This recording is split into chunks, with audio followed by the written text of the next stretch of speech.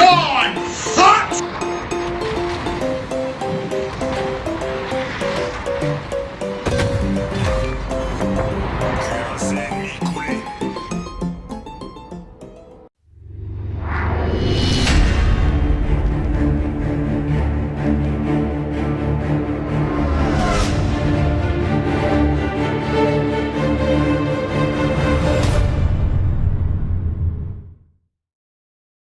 Howdy folks, welcome again to Rosgrease Gaming and the Premium Spotlight. And today we have the new, well it's not new, but I haven't done it yet, so I will apologize to the fans. Yeah, well hey, I'm really sorry. Yeah, sorry about that. So this is the Tier 6 Aigle, French destroyer.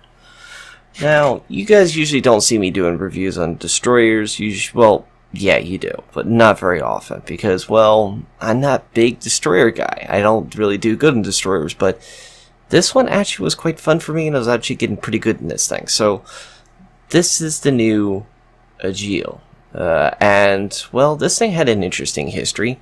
Designed during World War II and built, unfortunately, was right around when World War II started for the French and were caught with their pants down, so to speak. So, unfortunately, it wasn't really used majorly in the fight, and so that the Germans couldn't get their hands on using it when they said, "Oh, we're going to use your ships now," they blew them up, including this thing twice, so that the Germans couldn't get their hands on it.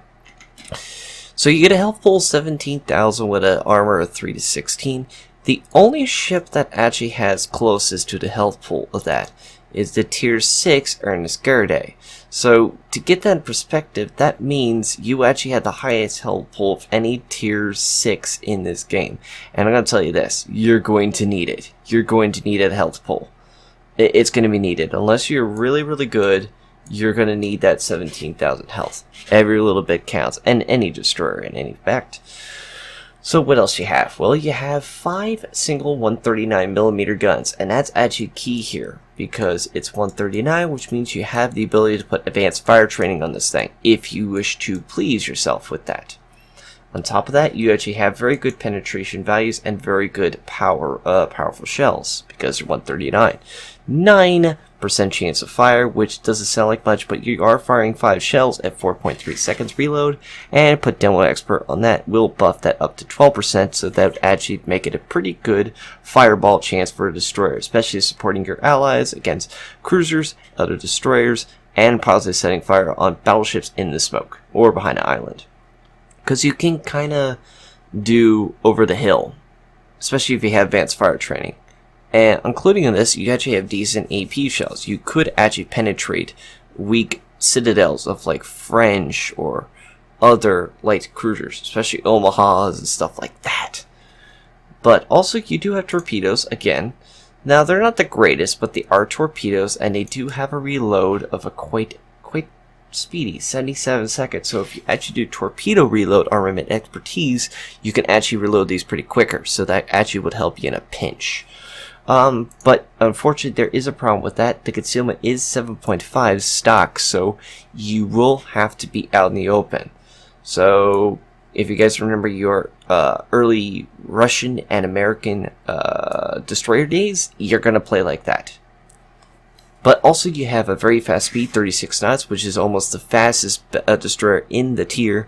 On top of that, have very good maneuverability at 3.3 seconds rudder shift, at turning circle 680, and anti-air is... what anti-air? Again, you're a destroyer at the lower tiers, you're not going to be able to do. Maybe if you're lucky, you're going to shoot a plane down. If you're lucky. But that's not what we're going to talk about.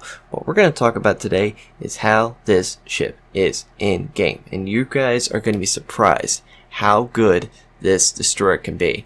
And I'm going to also point out to you, there's ways to play this, and there's ways to play wrong with it. So let's get to it. Let's show you some gameplay of this thing. Okay, so we're on the map Two Brothers within the Aigle, and I already did some damage already in this match, but that's not the point of actually showing this. It should show you what the way this thing is. Now, right off the bat, dodging friendly torpedoes. Turning this thing feels like a Russian destroyer. It's a very, very big destroyer. This thing kites, it takes a very long turn, and even with your damaged rudder, it's going to be a problem, and you're going to need that concealment as much as you can, especially if you're too close to enemy ships. You're going to need that. But the torpedoes, I'll say this, well, yeah, they're very freaking powerful in this game, and they could take out cruisers with 2 or 3 hits, so they're definitely powerful. 4, 5, maybe 6, so you need probably all of them in one shot, and they'll take out a full-fledged battleship. But you're going to need to be free. You're gonna have to have a stupid person or get them in a position where you can actually do that. Now, the other thing that's good about this ship, like I said before, is you can see these guns. The gun rotation slow. You can see you can turn the ship faster than your gun rotation. So you're going to need to keep these guns in a position where you want to keep them going. And you're not, if you want to fire all of them, you're going to need to have it at a pretty broad angle in order to get that. Yeah, I'm trying to kill still here, but look, I'm trying to get rid of the ship at least. Ugh. And that's not including the damage you can get done to you. Just, yeah, the shells on here can actually do some nasty damage to you if you're a complete fool.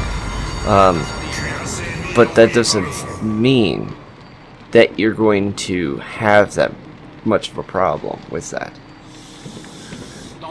Now, like I said, what's nice, the torque reloads on this thing without buffing it is quite devastatingly good. It's pretty impressive for its tier. Now, I decided I wanted to throw some torpedoes at this guy, and it was a sure change of mind because I wasn't too sure what he was doing.